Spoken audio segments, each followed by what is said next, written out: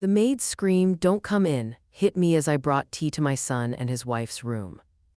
Still, I stepped forward, my thumb tracing the cup handle while her terror shook the walls.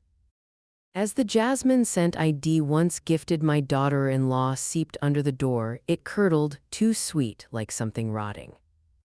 While she cried behind it, I noticed my son's jacket tossed on the floor, but he was nowhere near the house. The same woman who smiled at me over dinner was now begging me not to see what she'd been hiding. That's when I walked away, not to protect her but to fetch the one person she feared most, my son. We're about to begin, but if you'd like, share where you're joining from. It reminds me this story doesn't echo into silence, it lands somewhere real. Drop it in the comments and don't forget to subscribe.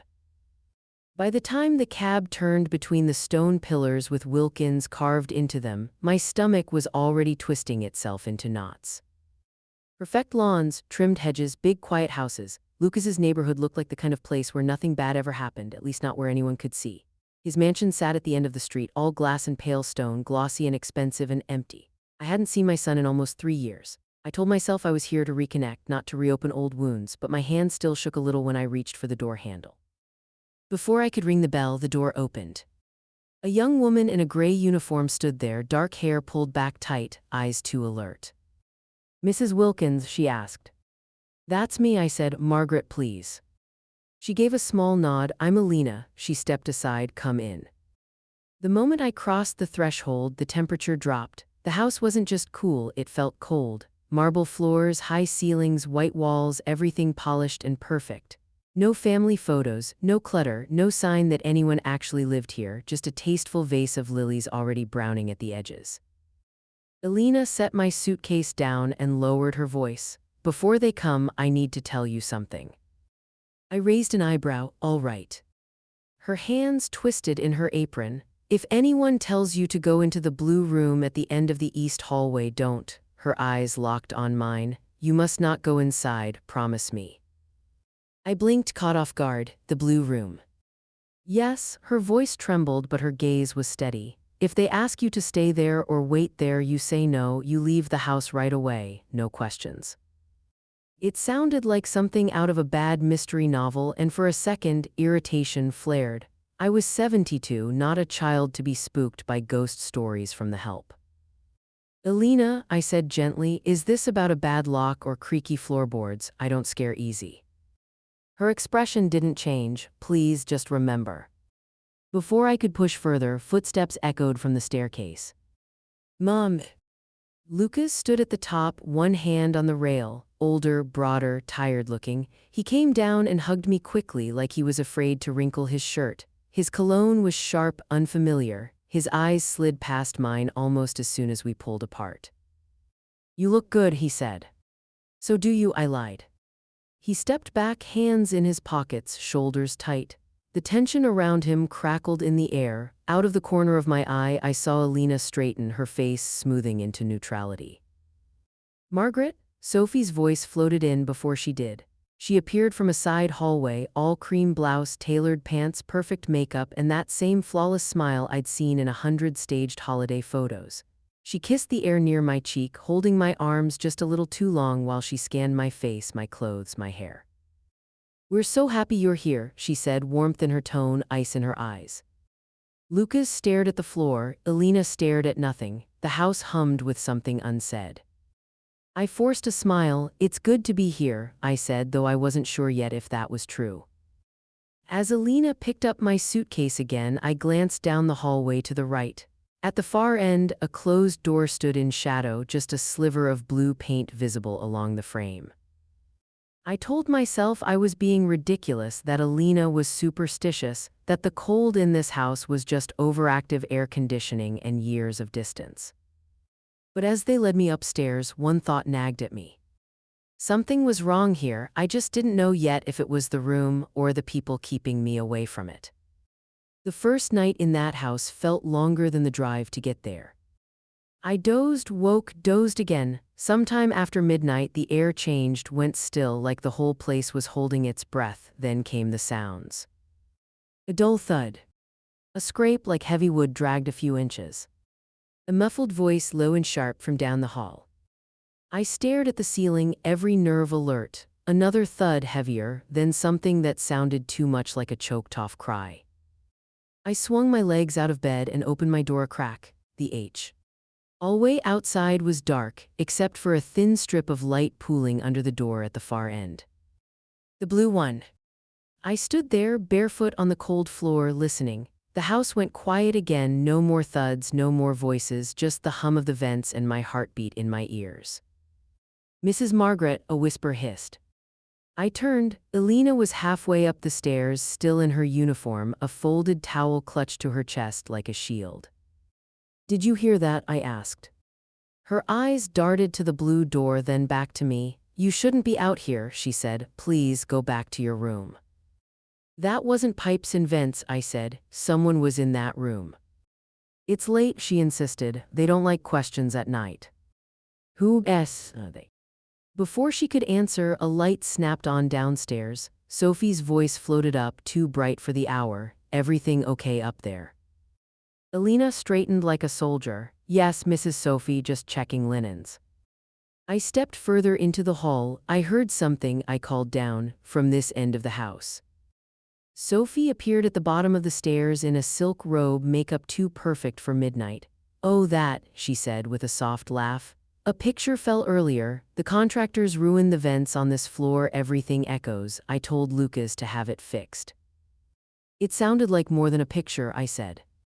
"Well, it wasn't a ghost," she replied lightly. "Just an old house pretending to be dramatic." Her gaze slid to the blue door for half a second before returning to me. "Try to get some rest, Margaret. We've got a big day tomorrow." As she turned the light off, the line of light under the blue door vanished too. At breakfast, nobody mentioned the night, not at first. We sat bunched at one end of a long table, plates arranged like a magazine spread. Sophie smiled, asking safe questions. Lucas pushed food around, eyes fixed on his fork. "Did you sleep all right?" Sophie asked sweetly. "I might have if your dramatic house hadn't started yelling," I said. "The noise from the East Hall." Lucas's hand froze, his fork clinked against the plate. Sophie didn't miss a beat. "Oh, that, a vase went over, didn't it, Lucas?" He blinked. "What?" "In the hallway," she said, her tone sharpening underneath the smile. "You knocked it down." "Oh yeah," he nodded quickly. "Sorry if it woke you, Mom." "There wasn't any broken glass when I looked," I said. Sophie's smile cooled. "Elena cleaned it up," she replied. "Right, Elena." Elena was refilling my coffee. The pot trembled in her hand, a thin line of dark liquid splashing the saucer. Yes," she murmured, "I cleaned it." When she leaned in to set the cup down, her lips barely moved. "It wasn't a vase," she whispered. "Please stop asking." I looked at her, really looked. The dark smudges under her eyes, the way she flinched whenever a floorboard creaked from upstairs. Sophie launched into a story about a charity gala. Lucas pretended to listen. His eyes stayed glued to the table, jaw tight every time the word East Wing was even hinted at. When I mentioned I might explore the house later, Sophie's response was almost too quick. "Of course," she said, "just avoid the east hallway. It's under renovation, dust everywhere, bad for your lungs." I'd lived through renovations. They usually left behind drop cloths and paint smell, not midnight thuds and terrified maids. As we stood to leave the table, Elena brushed past me, her fingers barely grazing my wrist. Something crinkled in my hand. A tiny folded note. 3 hurried words in her cramped handwriting. "Don't trust them." And just then, from somewhere above us, right where the blue room would be, a single heavy bang shook the ceiling. I kept that little note in my pocket all morning, the paper warm from my hand. "Don't trust them." Easier said than done when them were your only son and the woman he'd married. Sophie kept me busy, or tried to. She offered a tour of the kitchen, asked if I wanted to see the media room, suggested a movie to relax. It all felt a bit like a magician's patter: keep the eyes moving, keep the hands distracted. By early afternoon, she and Lucas were running out to a meeting. She said it like they were a power couple in some glossy magazine spread. He just avoided my eyes and checked his watch. "You'll be okay here?" Sophie asked, keys in hand. "I think I can manage not to burn the place down," I said. She laughed a fraction too loud, then kissed the air near my cheek. Rest, you look tired. The door shut behind them. I stood in the silence, listening to the house settle. No thuds, no scraping, no blue door humming with secrets, just the soft tick of a wall clock and the distant whoosh of the air. If Alina was around, she was invisible. Maybe that was the point. I didn't rest. Instead, I walked. Not the east hallway, I wasn't ready for that battlefield yet. I started on the main floor, moving through the living room with its untouched white sofa and impossibly clean glass surfaces. No magazines, no books, nothing that said a human being had ever slouched there in sweatpants. The door to the study was half closed. That alone made it interesting. Inside, the room felt different. Dark wood shelves, a heavy desk, leather chairs. It smelled faintly of paper and cologne and the ghost of my husband's office from 30 years ago. I told myself I was just looking, curiosity, nothing more. The desk was neat, but not like the rest of the house's staged neatness. This was functional: pen, cup, notepad, a stack of folders, a laptop closed but not put away.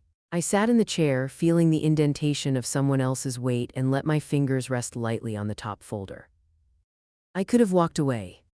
Instead, I opened it. Bank statements, multiple months. The logo at the top made my chest tighten. It was the same bank that handled my late husband's estate. My name was there, printed in black and white along with his trust. At first it was just numbers, then patterns. Large transfers, regular ones, money moving out of the estate account into something labeled LW Consulting and SW Lifestyle Holdings. I didn't need a degree in finance to decode those initials. My pulse thudded in my ears. I flipped through page after page, each one a little louder. These weren't small withdrawals. These were chunks, tens of thousands at a time, then more, some marked as management fees, others as temporary reallocations. There was nothing temporary about those numbers. My husband and I had sat at our old kitchen table years ago and talked about that estate. He wanted to be sure I'd be comfortable, that I could help Lucas if he ever really needed it, not if his wife wanted a bigger closet. I trust him, my husband had said, but I trust you more to keep him honest. I'd failed that apparently. I found a second folder, thicker, emails printed out. Messages between Lucas and a financial advisor I didn't recognize, discussing leveraging the Wilkins Trust and accelerating transfers before the widow changes her mind. The widow, me, reduced to a line item and an obstacle. At the bottom of the stack, a document I knew too well, the original estate plan, my husband's signature, the lawyer's, and beside my own, dated recently, a scribbled version that wasn't my handwriting at all. Rage came on slowly, like heat under a closed lid. They hadn't just taken advantage of my grief, they'd rewritten my life while I was still living it. A floorboard creaked outside the study. I froze, listening. No footsteps followed, just the old house pretending to be old. I gathered the most damning pages and slipped them under my cardigan, flat against my chest. The rest I put back exactly as I'd found them, angles aligned, lids closed. When I stood, my hands weren't shaking anymore. I'd spent years letting Sophie's smiles and Lucas's silence wear me down. Letting them decide when I visited, how long I stayed, what parts of my own money I was allowed to touch.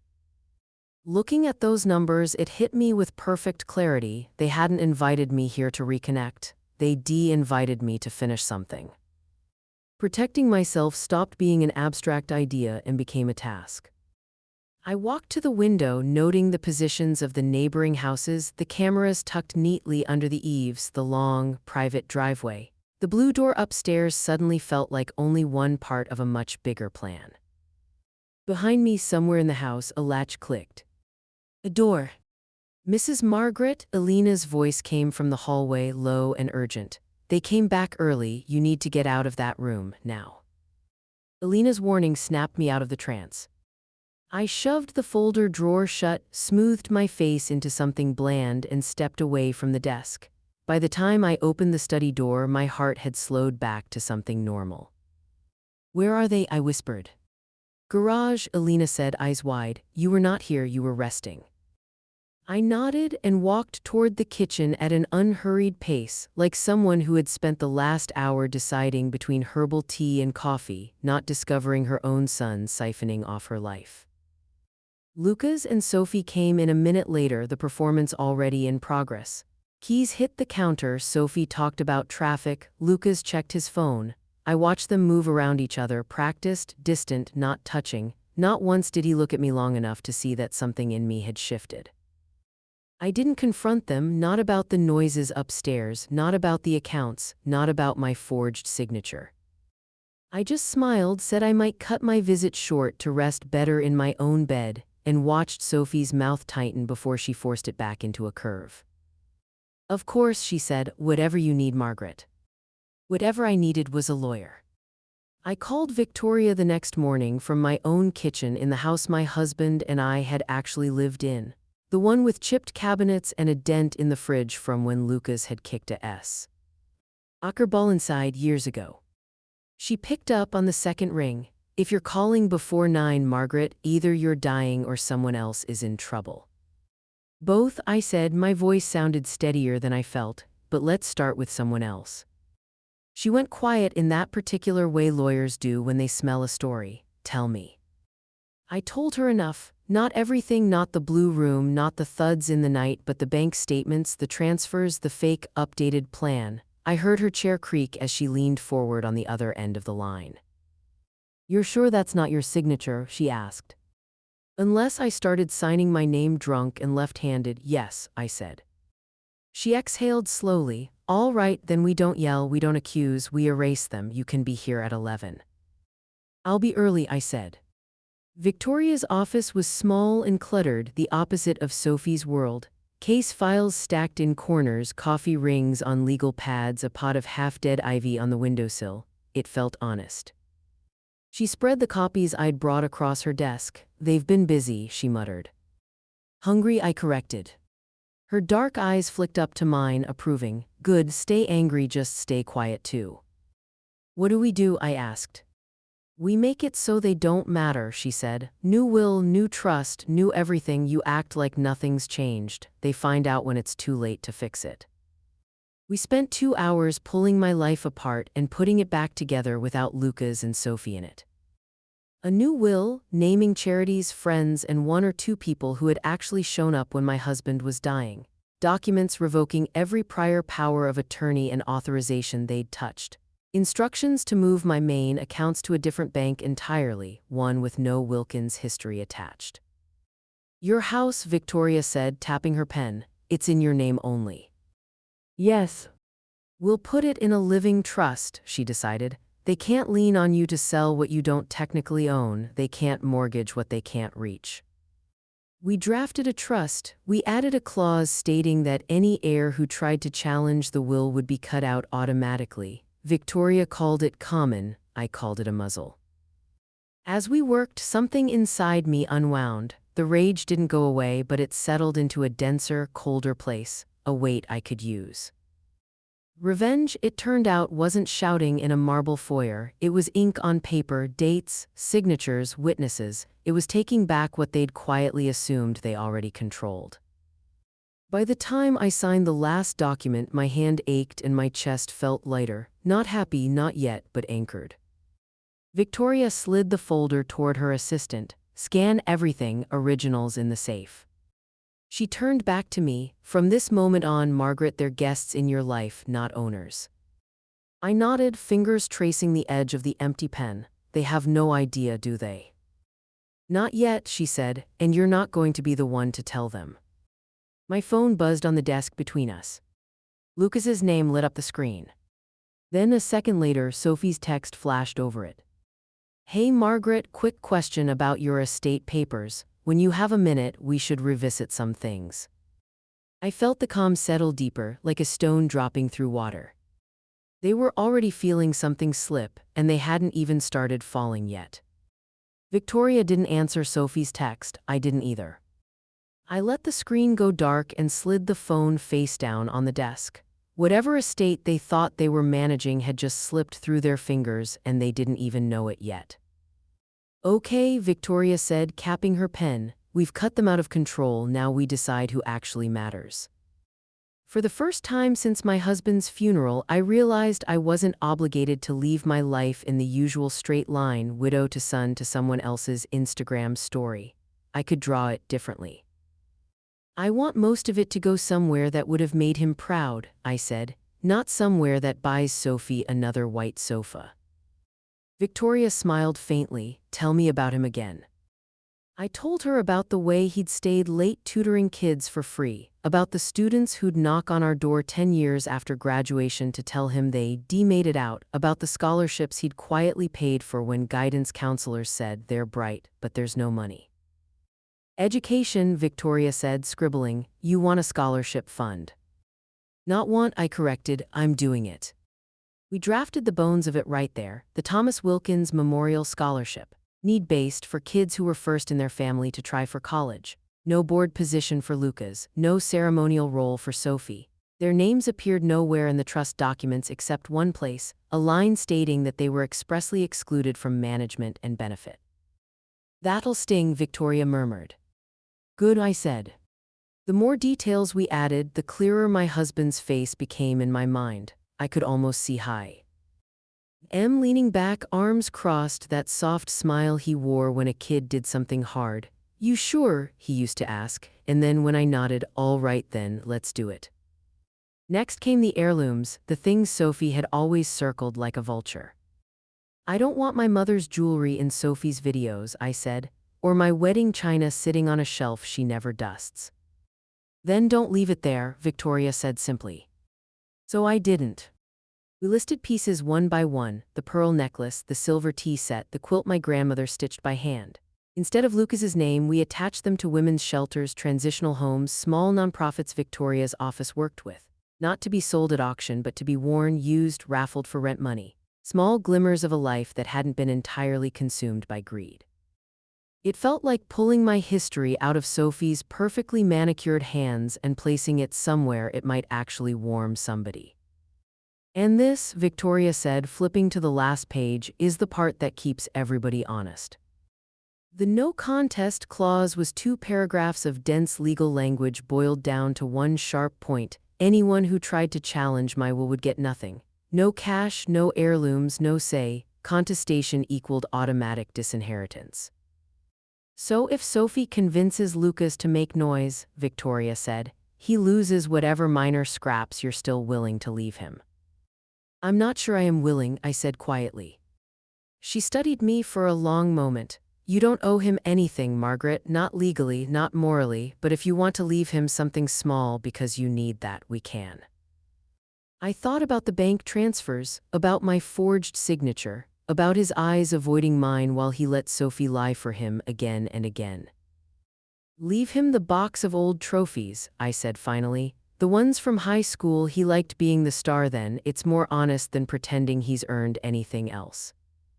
Victoria actually laughed. I'll make a note.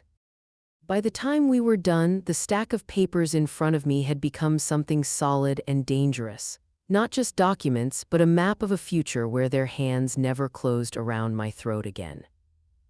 Last signatures, she said, turning the pages toward me, here and here. I signed each time I thought, not yours, not yours, not yours. When it was over, I sat back. The room was quiet except for the scratch of her assistant's keyboard and the faint hiss of traffic outside. Inside me, though, something had gone still in the best possible way. I thought I'd feel guilty, I admitted, cutting off my own son. Do you? Victoria asked. I pictured the blue door, Elena's shaking hands, the numbers on those bank statements marching across the page like soldiers, Sophie's text about revisiting my estate. No, I said, I feel finished. Victoria gathered the papers into a neat stack and slid a thin copy folder toward me. These are yours, the rest stay locked up. If anything happens to you, my office moves before they can even blink. I slipped the folder into my bag. The zipper sounded final. Go home, she said. Live your life. Let them keep believing they're next in line. That's part of the punishment. On my way out, my phone buzzed again. Another message from Sophie. Also, when you're feeling up to it, we should talk about you staying with us longer term. It just makes sense with your health. I stared at the words, my reflection faint in the screen. They were still planning around the version of me they thought they owned. And I realized with a cold, steady clarity that if I agreed to move back into that house, the house with the blue door and the midnight thuds, they weren't just planning to inherit my money. They were planning the timeline for my death. They came on a Tuesday just after dark. Headlights swept across my living room, catching the old family photos Sophie never liked. I peeked through the curtain and saw her SUV in my driveway, Luca's in the passenger seat like a kid being dragged to a parent-teacher conference. For a second, habit told me to turn off the lights and pretend I wasn't home. Then I remembered this was my house, my name on everything that mattered, my future no longer theirs to schedule. I left the lights on. The knock was gentle, rehearsed. I opened the door. Sophie stood there with a glass baking dish covered in foil, her smile already in place. Lucas hung back, hands shoved in his pockets, staring somewhere over my shoulder. "Hi, Margaret," she said brightly. "We brought dinner." Tomato sauce and cheese hit me first. Lasagna, of course, something heavy, rich, comforting if you didn't know who had made it. "Come in," I said, stepping aside. She moved straight to the kitchen like she owned the path, set the dish on my counter, peeled back the foil with a little flourish. "Homemade," she said. "We thought it might save you the trouble of cooking with your energy and all." Lucas hovered near the doorway, eyes down, shoe. "Elder's tight." I leaned against the counter, saying nothing. "You haven't really been picking up," Sophie went on, cutting tidy squares. We were concerned. "I've been busy," I said. "With what?" she asked lightly. "We just want to make sure you're not overwhelmed. This house, bills, appointments, it's a lot." Interesting choice of words, considering how much effort they'd put into overwhelming me on paper. She slid a plate toward me, turning it so the browned corner faced front. "We thought maybe we could sit, eat, talk, clear the air." I looked at the lasagna, then at her, then at Lucas. He still wouldn't meet my eyes. "We know things have felt strained," she continued, "but we're trying, Margaret. We want to be here for you, don't we, Lucas?" He gave the smallest nod. "Yeah," he muttered, "we do." Guilt sat on him like an extra coat. I picked up my fork, felt both of them watching, waiting for the bite that would mean everything was forgiven, forgotten, reset. I set the fork back down. "I've already eaten," I said quietly. Sophie blinked. "Oh, well, you could always have a little now, save the rest for later." "I'm not hungry," I said, my voice stayed calm. "You should head back, it's a long drive." The smile on her face thinned. "We just wanted to help." "I know what help looks like," I said. "This isn't it." For a moment, something mean flashed in her eyes. Then it was gone, replaced by that soft, wounded expression she used on social media. "Think about what we said," she murmured at the door, "about staying with us. It really is what's best." I closed the door without answering. The kitchen felt smaller with the lasagna sitting in the center of it, like a centerpiece to a life I'd already rejected. The smell turned my stomach. I picked up the plate, scraped it into the trash, then the rest of the pan. Sauce, cheese, noodles, a wet, sliding thud into the bag. I knotted it tight and took it straight outside, dumping it into the big can at the curb like it was toxic. Back inside, my phone buzzed on the counter. Unknown number. "This is Elena, don't eat anything they bring you." Another message appeared before I could breathe. "Check your pills next." I checked the pills before I did anything else. I dumped Tuesday's little plastic compartment into my palm, then lined each tablet up on the kitchen table like tiny suspects.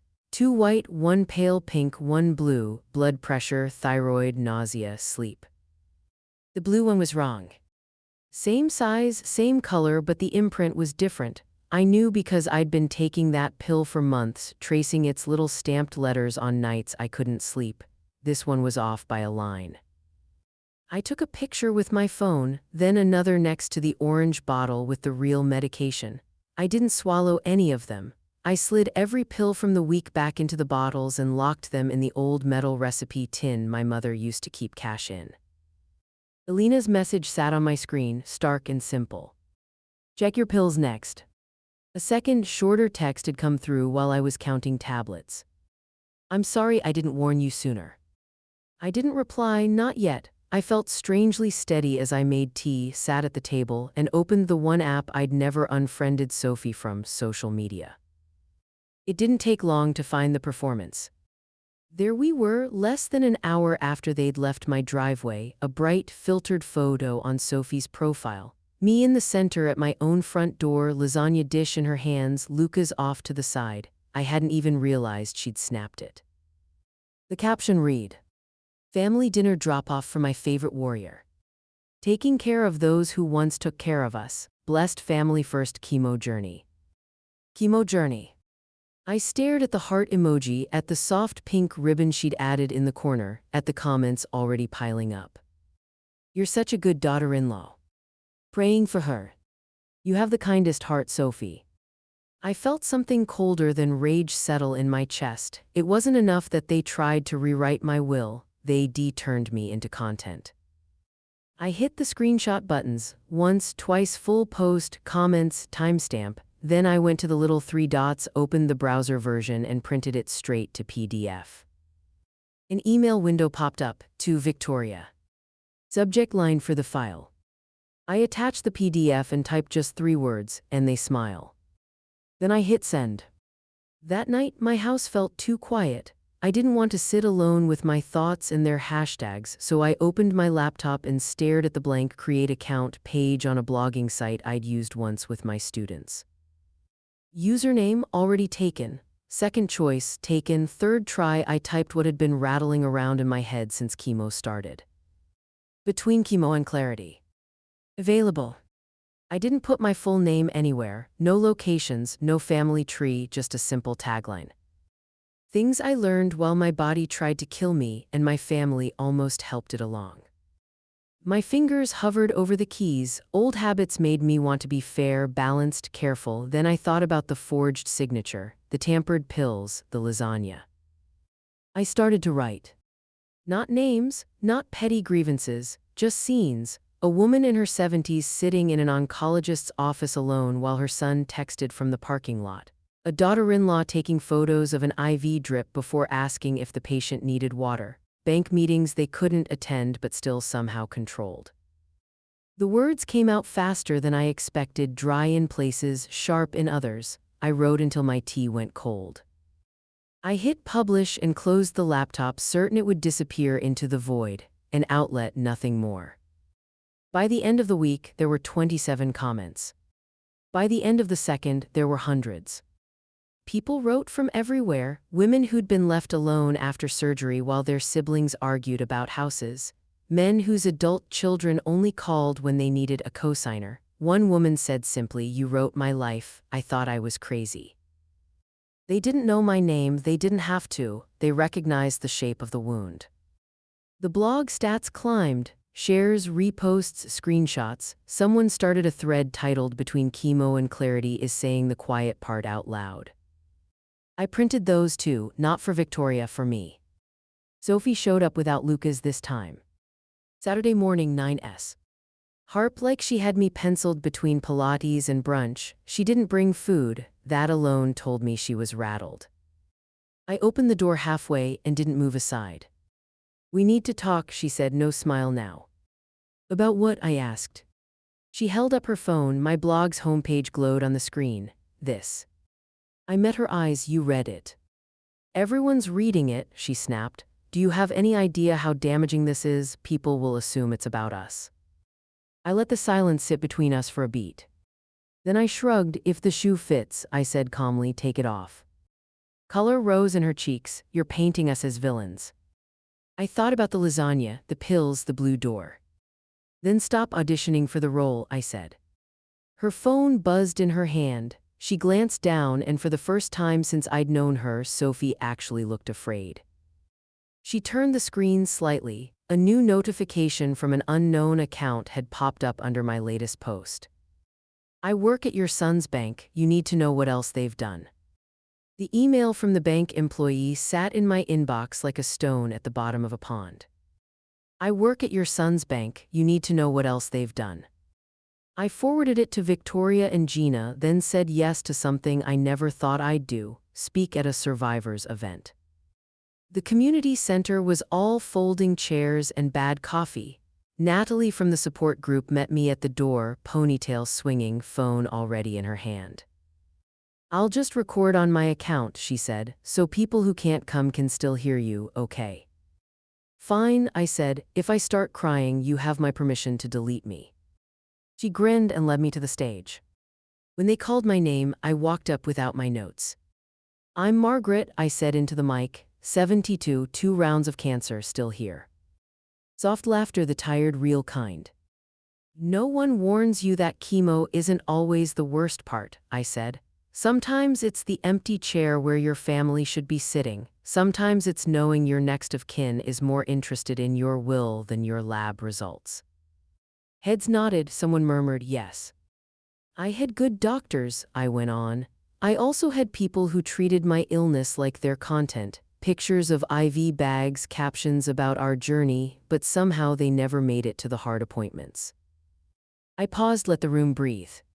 Here's what I've learned: sickness doesn't build character, it exposes it. Some people walk the journey with you. I looked straight into the crowd, imagining a camera lens, imagining Sophie's page. Others just take selfies on the path.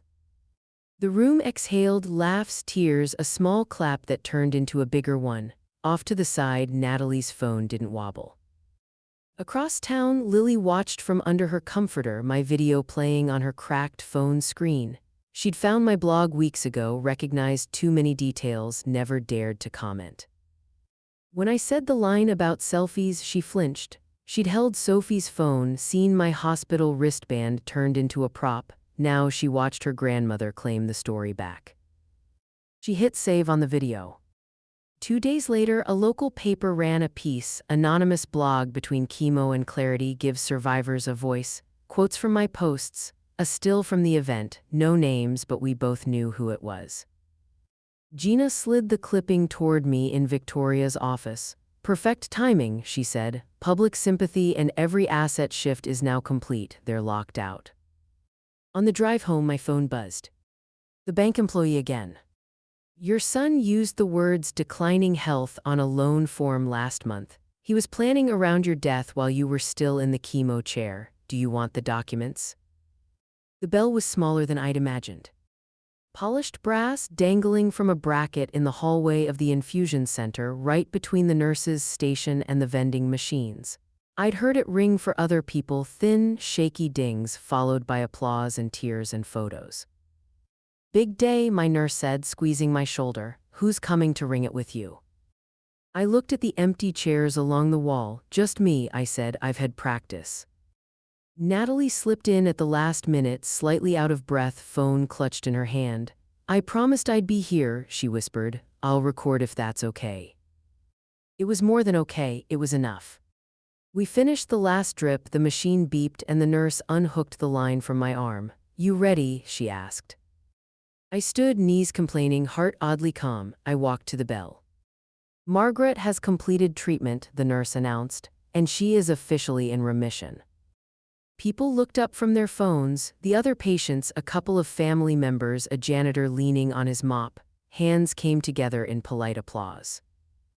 I reached for the rope. My phone, tucked in my bag, stayed silent. No text from Lucas, no "on our way" from Sophie. They knew the date. I'd sent it when the schedule was set. Important milestone, last infusion, bell day.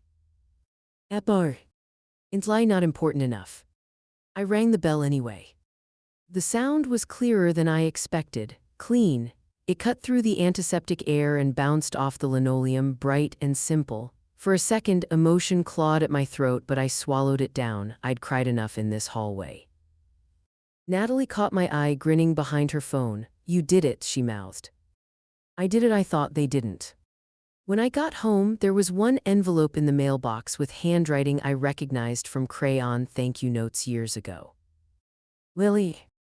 Inside was a folded piece of cardstock, unevenly cut, watercolor bleeding at the edges, a shaky little bell drawn on the front. Inside, in careful blue pen. "You beat it, but you were always stronger than it. Lily." I sat down on the front step, coat still on, and let myself cry exactly 3 tears for the girl who saw me clearer than her parents ever had. I put her card on the mantel, right where Sophie's holiday photos used to go. The next week, I sat in Victoria's office again, Gina at the corner table with her laptop open. "We're down to the fine print now," Victoria said. "Anything else you want to add while the ink's still wet?" "Yes," I said, "one thing." I slid a handwritten note across the desk, just one sentence. "In the event of my death, do not notify Lucas or Sophie Wilkins, not as next of kin, not as emergency contacts, not in any capacity." Victoria read it twice. "You're sure?" "They planned my death on a loan form," I said. "They don't get a front row seat to the real thing." Gina's eyebrows lifted, then she nodded. "We can phrase it formally," she said, "but we can absolutely honor that." We worked the language into my documents: clinical, precise, devastating. If I died in my sleep tomorrow, the court, the hospital, the lawyer, even the funeral home would have clear instructions. Skip them. When we were done, Gina pulled a small bottle of Prosecco out of her bag. "I know it's not doctor approved," she said, "but this feels like a 2-ounce celebration." We clinked paper cups. "To survival," she said. In silence, I added. We drank to both. The blog wouldn't stay small. An editor from a mid-size press emailed me first, then called. "What you're writing isn't just posts," she said. "It's a book. Let us help you make it one." We spent months shaping it, filling in gaps, tightening scenes, changing names just enough. The title came easily: Chemo and Clarity. The day the first box arrived, I opened it at my kitchen table. My name, just mine, on the cover, my words bound and solid in a stack I could hold. Natalie snapped a picture of me holding it, posted it with my blessing. "Our favorite bell ringer wrote a book," she wrote. "Trust me, you want to hear her unfiltered."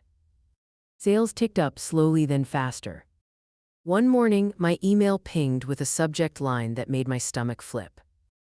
"Podcast inquiry, The Quiet Room wants you." It was one of those big national shows people listened to on commutes and treadmills, the ones Sophie used to quote like scripture. We recorded the episode over video, me in my faded armchair, the host in a sleek studio somewhere. We talked about chemo and money and chosen family. I told the Bell story. I told the selfie line again. When the episode aired, my phone lit up nonstop. Messages from strangers, from old students, from nurses. Lily sent one too, from a new account with no real name. "I heard you, I'm proud of you." I was still smiling at that when another notification slid over the top of the screen.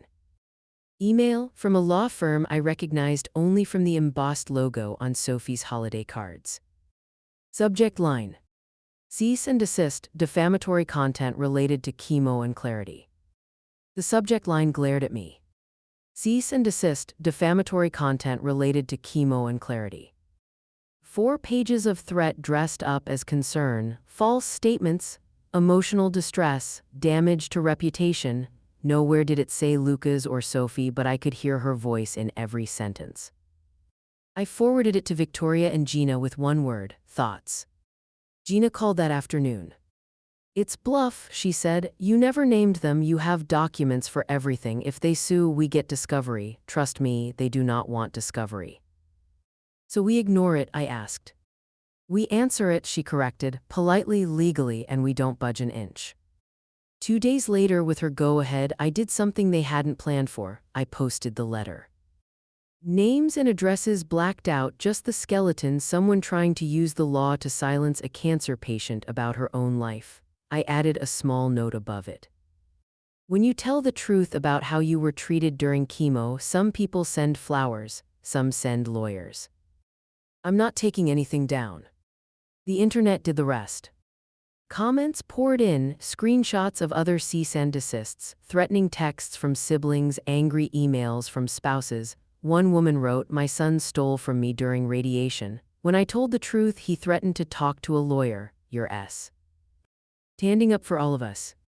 People began mailing actual letters, shaky handwriting, stamped envelopes. Stories of being abandoned at hospitals, pressured into signing homes away, managed into early graves. I put them in a shoebox that once held Lucas's baby shoes and thought, these are my people now. Lily came on a gray Sunday, no warning, just a soft knock. She stood on my porch in an oversized sweatshirt, backpack hanging off one shoulder, no car in the drive. "Did they bring you?" I asked. She shook her head. "Bus, Mom thinks I'm at Mia's." I let her in. Her eyes went straight to the mantel, to the little bell card she'd made. "You kept it," she said. "Of course." Silence pressed in, then she blurted it out, voice shaking. "I listened to your interview, I read your book, I saw what they sent you, and I needed to say this where they couldn't interrupt." She swallowed. "You're my real home," she whispered. "Not that house, not them, you." My chest cracked open. I pulled her into my arms. She folded in like she'd been waiting years. When her backpack slid to the floor, a thick envelope spilled out, college crest peeking from the flap. "I got in," she said, eyes wide and scared. "They already told me we can't afford it." Lily sat at my kitchen table like she was waiting for a verdict, the thick envelope between us. "Open it," I said. Her fingers shook as she slid the letter out. Her eyes skimmed, then widened. "We are pleased to offer you admission, Department of Performing Arts." She laughed and sobbed at the same time. "They already said there's no world where we can afford this, that I should pick a state school and commute." By they, she meant my son and his wife, the same people who'd rearranged my estate like a future payout. "Lily," I said, "you did the hard part. Money is math, I can do math." "I don't want to use you," she whispered. "You're the one person in this family who hasn't," I said. "Let me fix what they broke." Gina didn't even blink when I slid the acceptance letter across her desk. "So she's part of the plan," she said. "Good." We adjusted the scholarship documents, still in my husband's name, now with one clear living face attached. Then Gina drafted a separate education trust for Lily. Tuition, housing, books, enough for 4 years, and then some, locked away from Lucas and Sophie like everything else.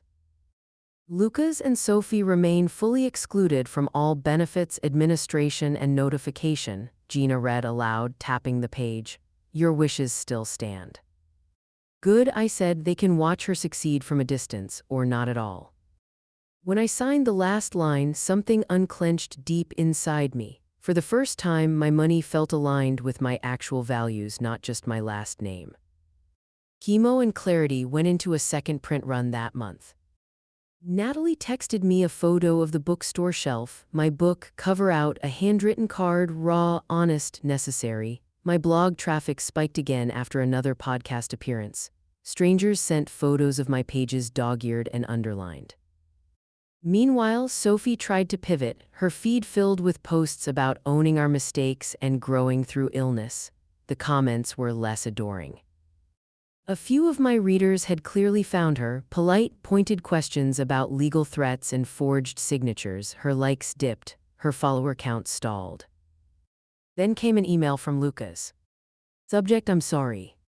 He rambled about miscommunications, about letting Sophie take the lead, about never meaning to hurt me, no mention of loans or pills. He ended with, "I don't want to be shut out, tell me what I can do to fix this." I replied with one line. "Please see attached for clarity." I attached the finalized estate documents, the disinheritance, the no notify clause, the scholarship and trusts that left them nowhere. A day later, another email arrived. "I got your attachment, we need to talk, in person, I'm coming over tomorrow." He arrived early. I watched from the front window as he sat in the car a full minute, gripping the wheel like he needed permission to get out. No Sophie, just Lucas. The knock was soft. I opened the door but didn't move aside. "You said you were coming at 2, I said. "I couldn't sit at home anymore," he answered. I let him in. He looked around the living room like he'd never really seen it. His gaze landed on Lily's bell card on the mantel, the framed article about my book, the shoebox of letters stacked neatly by the armchair. He sat on the edge of the couch. I took my seat opposite him. "I read everything you sent," he began, "the will, the trust, all of it." "Good," I said. "You should know where we stand." He swallowed. "I've messed up, Mom, I know that. I should have said something earlier when Sophie pushed the accounts. When the bank, I should have stopped it or told you. I didn't, I just went along." I watched his hands twist his ring. "You did say something," I replied. "You said everything, just not with words." He frowned. What's that supposed to mean? You signed, I said. You sat in rooms with people planning my death on paper and didn't object. You watched Sophie laugh at my diagnosis and chose silence. That's speech, Lucas. Silence is an answer. His eyes shone. I never wanted you hurt. I thought it would all settle. I thought you'd be okay and someday we'd joke about how stressed we were. He shook his head. What can I do to make this right? Nothing, I said. He stared at me like I'd slapped him. Nothing. There's nothing you can do that undoes what you chose, I said. You can be different for Lily, for yourself, but with me, this is finished. So I just lose you, he whispered. You lost me when you chose comfort over courage, I said. Remember this when you see someone laughing when they should speak. He winced. So you hate me? I don't hate you, I said. I just don't trust you, and I'm done pretending those are the same thing. He stood slowly. Do you want a hug? No, I said, not unkindly. I want you to remember this conversation. He nodded, smaller than I'd ever seen him, and walked to the door. His hand lingered on Lily's card. She's really going, he said. She is, I answered. He left without looking back. I closed the door. The house felt quiet but not empty. On the hallway table, my phone buzzed. A new email. Subject: obituary draft for your review. The subject line shouldn't have rattled me, but it did. Obituary draft for your review. The funeral home's template was polite enough, it just wasn't true. Beloved mother of Lucas Wilkins, devoted mother-in-law to Sophie. I stopped there. Beloved, devoted, it read like fan fiction written by someone who'd only seen our Christmas cards. I opened a blank document and started again. Margaretnwilkins, 72, teacher, writer, and cancer survivor, died knowing she was loved. My fingers hovered over survived by, then I typed. She is survived by her granddaughter Lillian, who was her true family and the joy of her later years. No Lucas, no Sophie, not revenge accuracy. I added one more line. She believed family could be chosen, and she chose well. I sent it back before I could soften it. The letters in the shoebox kept piling up. Women estranged from children, sisters, husbands. Their stories sounded like mine, just rearranged. I brought the box to Gina. I want some of the money to go here, I said, to them, to what they're carrying. We built a small grant, the Between Chemo and Clarity Writing Fund, microgrants for women writing through family estrangement. Enough for a workshop, a cheap laptop, a week off work. They don't have to publish, Gina asked. They just have to tell the truth, I said, even if they're the only ones who read it.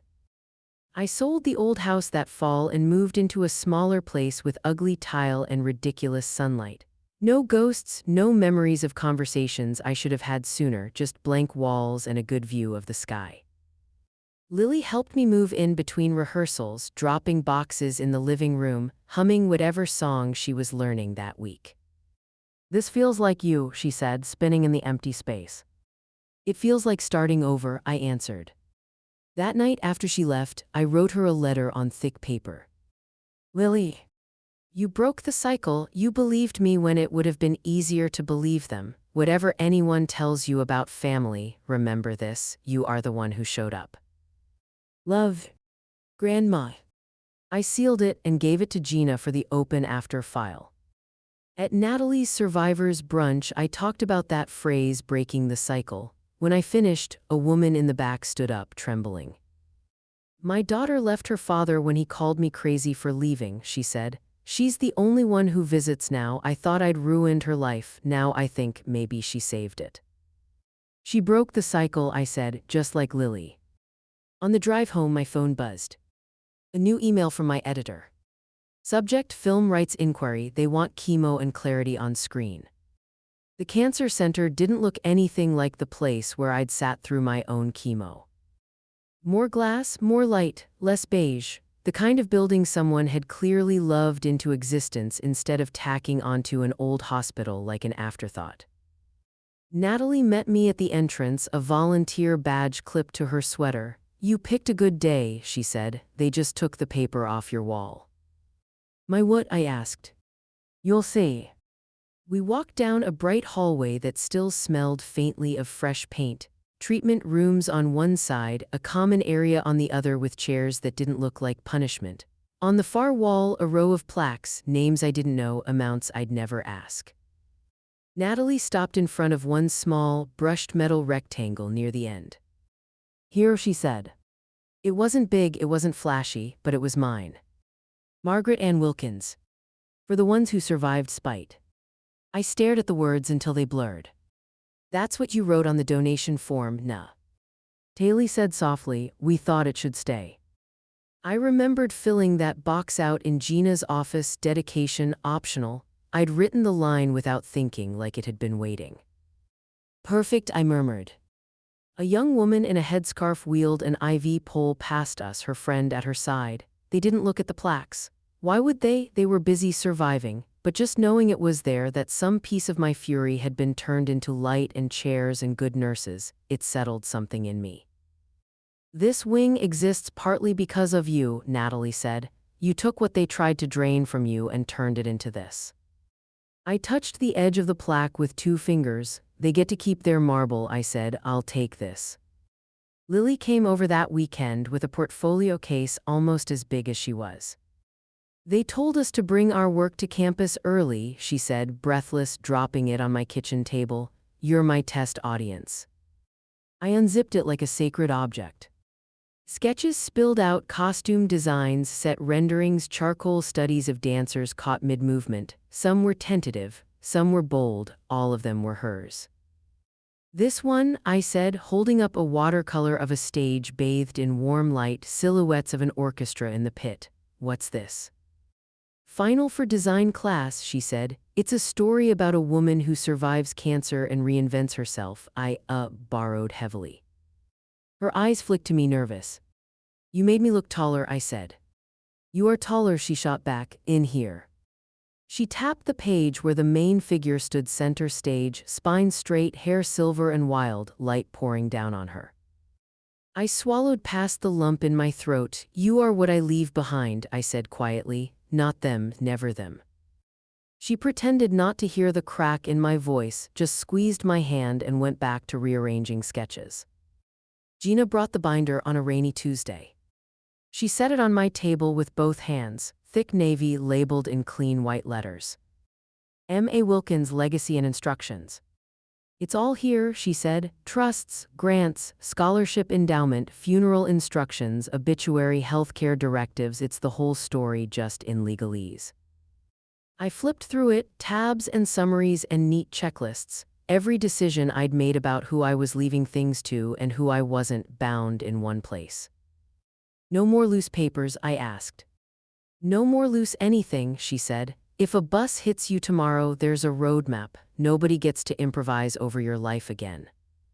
We poured a little wine, Dr. be damned, and clinked mismatched glasses over the binder. "To survival," Gina said. "And to the paperwork that keeps it from being wasted," I added. We drank, the rain tapped the window, steady and familiar. For the first time in years, there wasn't a single part of my future or what came after it that Sophie or Lucas could touch. Not my money, not my story, not even my death notice. That night after Gina left and the house went quiet, I opened my journal to a fresh page. I wrote in slow, careful script. "Lily, you are what I leave behind, not them." I underlined it once, closed the journal, and slid it onto the shelf beside my own book. My phone buzzed on the counter. A message from Lily. "Orientation schedule just came out. They're inviting families. Do you think you're up for the trip?" Orientation smelled like cheap coffee and new beginnings. Lily was down front with the other freshmen, her program rolled into a tube, hair piled on top of her head in a messy bun. From the family section, I could just see the curve of her cheek when she laughed. Natalie sat beside me, a campus map on her lap, volunteer badge tucked into her pocket this time. "Look at her," she whispered. "That's a life you helped build." On stage, the dean droned through statistics and support services. Parents clapped in the right places, wiped at their eyes. I sat still, feeling something quieter than pride and bigger than relief. A student speaker took the podium next, a girl with a nose ring and fearless posture. We were asked to choose a quote that matters to us, she said. Mine is from a book that passed between my roommates last year when one of us was going through chemo and family drama. She clicked the remote, the screen behind her lit up with words I knew by heart. Sometimes your bloodline ends with betrayal, but your legacy begins with love. My breath caught. It's from Chemo and Clarity by Margaret Wilkins, she continued. It reminded us that we get to choose who we call family. A low murmur went through the auditorium. A few students nodded in that tight, careful way of kids who recognize their own story but don't dare say it yet. Natalie's hand found my arm. You didn't tell me they were using your line, she whispered. I didn't know, I said, and it came out a little broken. Down front, Lily twisted in her seat, scanning the crowd until she found me. She didn't wave or shout, she just pressed her palm over her heart and held my gaze. I did the same. Later, after the tour and the parent Q&A and the bookstore, no, you do not need a school-branded toaster, I walked back alone to my little yellow house. The legacy binder sat on the shelf beside my book. Lily's bell card and orientation badge shared a magnet on the fridge. No echoes of Sophie's perfume, no hum of tension, just my chair, my kettle, my life. I made tea, sat at the table, and opened my journal to the last blank page. I wrote, I survived twice. I paused, then added the sentence that had started everything and now finally felt like an ending.